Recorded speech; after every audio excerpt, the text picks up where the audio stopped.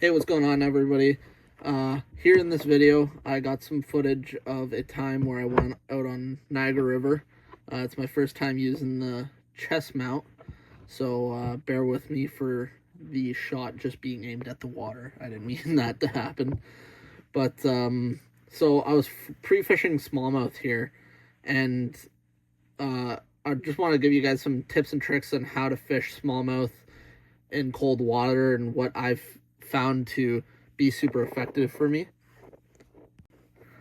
First thing I like to do is I like to throw jerk baits, and this method allows me to cover a lot of water. It also shows up super well on forward facing sonar, so if you have that, it's great. But if you also don't have that, I love fishing a jerkbait this time of year. It's one of the best times for me, is really in the springtime for the smallmouth to be throwing this bait.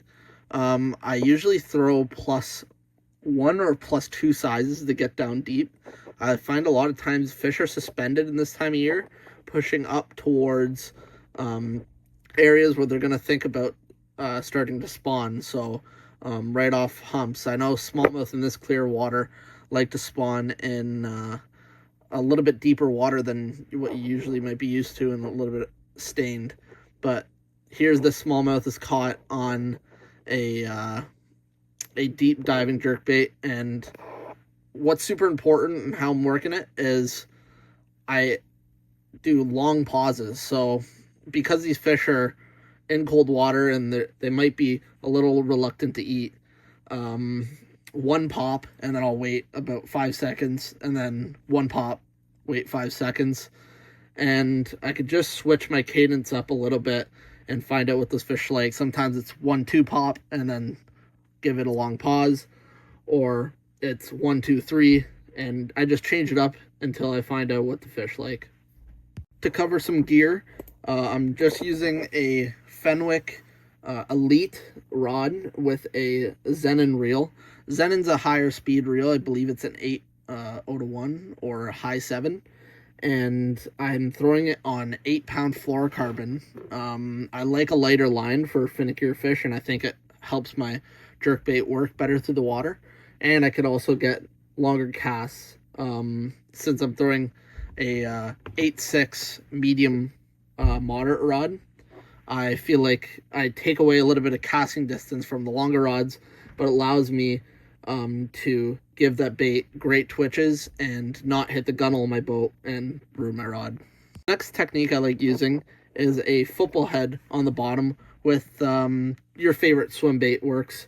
I like throwing the Berkeley finesse swimmer or like the Champ swimmer. Both of those are good. The power swimmer is one of my favorite baits for fishing these cold conditions. It's a little tougher. I get a lot more fish use out of it, and it is just absolutely lights out. It has a really good kicking tail, but you could use any soft swim bait on the back of that. But I like switching up my sizes a lot this time of year. I know a lot of fish are feeding on, this is Lake Erie, so a lot of gobies. So I will sometimes downsize depending on what size gobies they're eating. But I've also seen where they are on a bigger baitfish bite. So I'll go up to like a 4-inch or 4.5 on the back of my football head. And as well as the jerkbait cadence and how you work this bait is super important. I like giving a long cast out there, letting it sink all the way to bottom, and then slowly dragging it with my rod tip, and then picking up the slack of my reel. I guess you could also slow reel with your reel as well. And I love just making bottom contact with that bait and slowly just pulsing it on bottom, just like how a goby would be slowly moving along bottom, and just trying to make it look like a baitfish that's fleeing from a smallmouth. The gear I'm using for these football heads, I'll start off with the rod. I'm using a 7-foot medium rod. I throw this for a whole bunch of different techniques, but I love it for the football head because I feel like I can get that hook driven home. I could fish it deep and shallow with the 7-foot medium and not have to worry about it being too light or too heavy for this technique. The line I'm using here, I'm using 10-pound braid to a 8-pound fluorocarbon leader.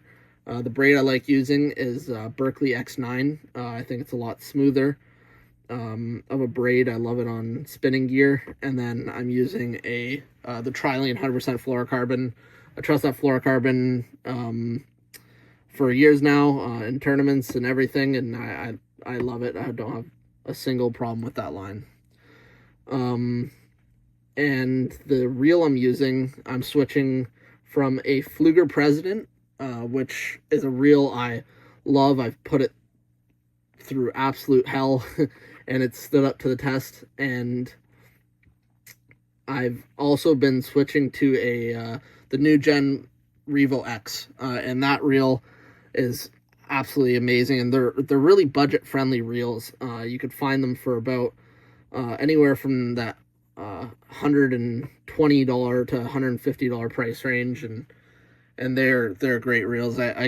You could buy them off of Fishing World. Fishing World carries them, but I'm pretty sure any supplier will carry either of those two reels. They're pretty accessible and affordable, so that's why I like throwing them. The last style of bait we were throwing was a drop shot. And how we were fishing these drop shots is with a super long lead from the hook to the weight. On the drop shot hook itself, I used a size 1 hook, Berkeley Fusion hook, paired up with your favorite little boot tail plastic. And while I was using a boot tail plastic, in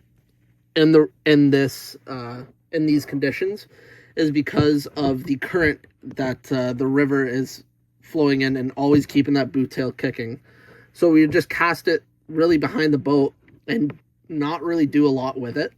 And the two guys in the back of the boat were absolutely smashing fish just by casting that bait back out there, not doing much, and just letting that current work the bait for them. And the biggest fish of the day was caught on that 5.5, and I was surprised on how well that was working. The rods they were using, the gear they were using for drop shots was a 7'4" medium light rod. I was using a medium light Ike rod.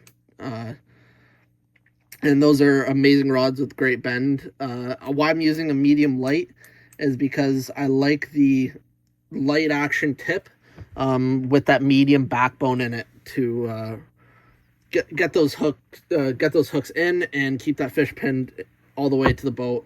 I don't lose many fish. I can't remember the last time I lost one using this setup. And reels, I'm still keeping it basic with Revo X's, or I think I have a Revo SX paired up, and that's also a dynamite reel. I love the drag systems on all the Revo's lineup of reels. So that's it to close off this video. Just wanted to give you guys a few tips and tricks on how to catch these cold water smallmouth. We had a ton of fun. We even got a couple double headers in the boat, and it was just a bunch of smallmouth like crazy. Even that we got a 5.5, which is an absolute giant for the river. And yeah, get on those pre-spawn smallmouth when they're super fat, because you can get your PB this time of year pretty easily. Good luck on the water, guys, and happy fishing.